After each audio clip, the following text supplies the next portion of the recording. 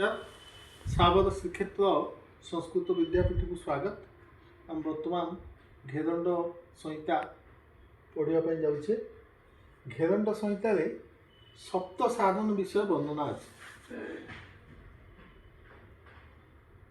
योग सूत्र पतंजलि योग सूत्र अष्टांग योग पतंजलि योग सूत्र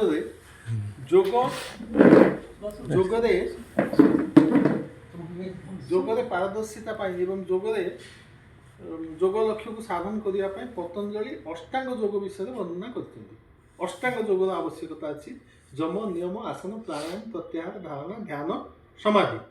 किंतु महर्षि घेरंड संहिता सप्त साधन कथा कही जोटा घटस्थ योग बा हठ योग से सप्त साधन सातटा साधन आवश्यकता रही।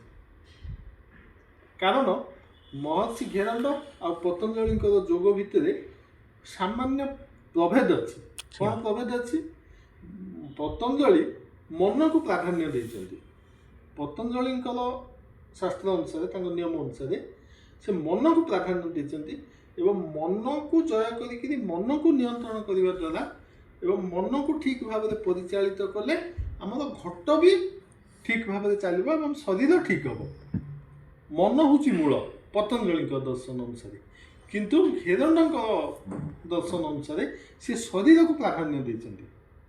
तेणु घेरंड संहिता अनुसार योगर ना हूँ घटस्थ योग। घटस्थ योग अर्थात शरीर योग। घेरंड मत अनुसार शरीर हूँ मुख्य। आम शरीर को जदि शुद्धि कर शरीर को जदि ठीक मार्ग में परिचालित कर मन आमर भल हो पार जोटा शरीर माध्यम खलु धर्म साधनम। जदि शरीर आमर दुर्बल रहे शरीर जदि रोगग्रस्त हुए ताहले आम उत्तम मन पाइपर ना। तेणु ये से शरीर माध्यम योग साधन कथा कहते घेरंड। यही दुईटा हूँ मूल पार्थक्य जोटा पतंजलि एवं घेरंड योग शास्त्र। ये सी कौन कर प्रथम आम शरीर को शुद्धि करने से गुरुत्व आरोप कर प्रथम।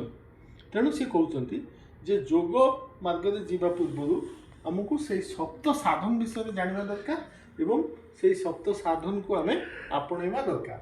एवं यही सूत्र कहुई शोधन दृढ़ता चैव स्तरीयं धैर्यं च लाघवं प्रत्यक्षं च निर्लिप्त च घटस्य सप्त साधनम।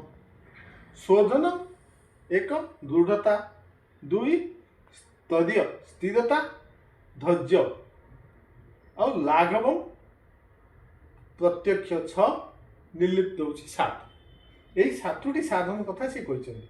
अर्थात शोधन दरकार यहाँ हूँ 7 8 जद्वारा आम योग मार्ग सिद्धि लाभ कर। शोधन दृढ़ता चैव शोधन दृढ़ता चैव स्तरीय धैर्य च लाघवं प्रत्यक्षं च निर्लिप्त च घटस्य सप्त साधनम। शोधन शोधन अर्थात आम शरीर को शोधन करवा दरकार। शोधन विषय तापर सी आउ स्टेप बाय स्टेप वर्णना कर शोधन केमती भाव में आम परस्पर कर जाना। एवं दृढ़ता दृढ़ता आमर दृढ़ता दरकार। आम जेकोसी कार्य आम दृढ़ होगा दरकार डिटरमाइंड होगा दरकार। चैव च एवं शोधन एवं दृढ़ता ये दुईटी तथा स्तरीय स्तरीय अर्थात स्थिरता स्थिरता और मानसिक स्थिरता शारीरिक स्थिरता ताको स्तरीय कहुए स्थिरता जोटा कि नाउन फॉर्म है स्तरीय। धैर्य च लाघवम धैर्य धैर्य हूँ धैर्य। आम जेकोसी कार्य करने धैर्यशील होगा दरकार। आम जब धैर्यशील न होगा धैर्य हरईदेवा अल्प समय आम फल न पाइले आम विच्युत होता आम योग सिद्धि पाइपर ना। तेणु धैर्य हूँ गोटे बहुत आवश्यक। और लाघवम लाघवम कहुई लाघव अर्थात शारीरिक लाघव लाघव अर्थात लाइटनेस लाइटनेस अर्थात हल्कापन। आम आम शरीर को आम जेकोसी प्रकार हल्का करिया पड़ो। जदि योग मार्ग में आम सिद्धि लाभ करिया जाऊे ताहले आम खाद्य व्यायाम सबू माध्यम आम शरीर को आम हाल्का करने को पड़ो। अवश्य सी तो परवर्ती श्लोक कहते प्राणायाम द्वारा शरीर लाघव हो पार, तेणु शरीर को लाघव करने पड़ो, शरीर आम हाल्का होबार अच्छी। से आम जाने अनेक समय पुण्य ऋषि मैंने अनाहार रही मास मास अनाहार रही शरीर को पतला करते शरीर को लाघव करते हूँ प्रत्यक्षं च निर्लिप्त च घटस्य सप्त साधन। प्रत्यक्षं जोगरे आम प्रत्यक्ष अर्थात ये आम प्रति अक्ष बा आखिरे देखा से अर्थ नुहे। प्रत्यक्ष हूँ आम निजे अनुभव करवा, आम निजे अनुभव करवा। तेणु ये आप ग्रहणशीलता को कहुए किमती आप ग्रहण करेंगे, ग्रहण करके निजे अनुभव करेंगे एवं ताकू अनुभव करके आप जोगरे लगे। तेणु ग्रहणशीलता एक्सेप्टेबिलिटी दरकार एवं च निर्लिप्त च घटस्य सप्त साधन। निर्लिप्त अर्थात लिप्त नहेबा, लिप्त नहेबा अर्थात नॉन अटैचमेंट। जो सांसारिक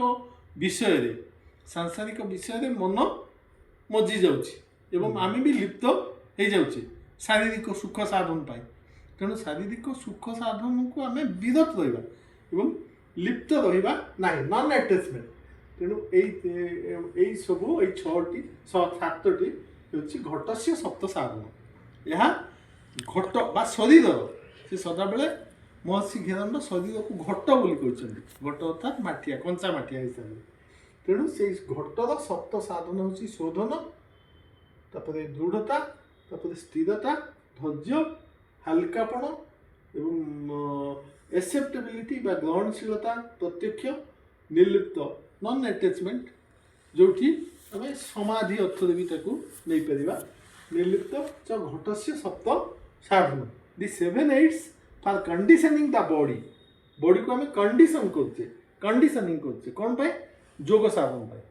जोग साधन पाए बॉडी कंडीशन हेबा दरकार, उपयोगी हेबा दरकार। कंडीशन अर्थात आम शरीर को उपयोगी करवा। एटा जोग नुहे, ये जोटा आम पढ़ुचे एटा जोग नुहे। जोग पाई कौन कौन एड दरकार, अर्थात शरीर को आम जोग उपयोगी करने यही सब जिनसर आवश्यकता अच्छी। The 7 aids for conditioning the body are शोधन, प्यूरिफिकेशन, दृढ़ता, स्ट्रेंथ। आम जब भी स्ट्रेंथ नथिबो दुर्बल होगा ताहले भी आम जोग साधन करिपरिबा नाही। एवं स्तरीय स्टेडीनेस, धैर्य अर्थात कंपोजर, आम धैर्यवान होकर रहा दरकार। लाघव लाइटनेस, बॉडी आमर हल्का रहा दरकार।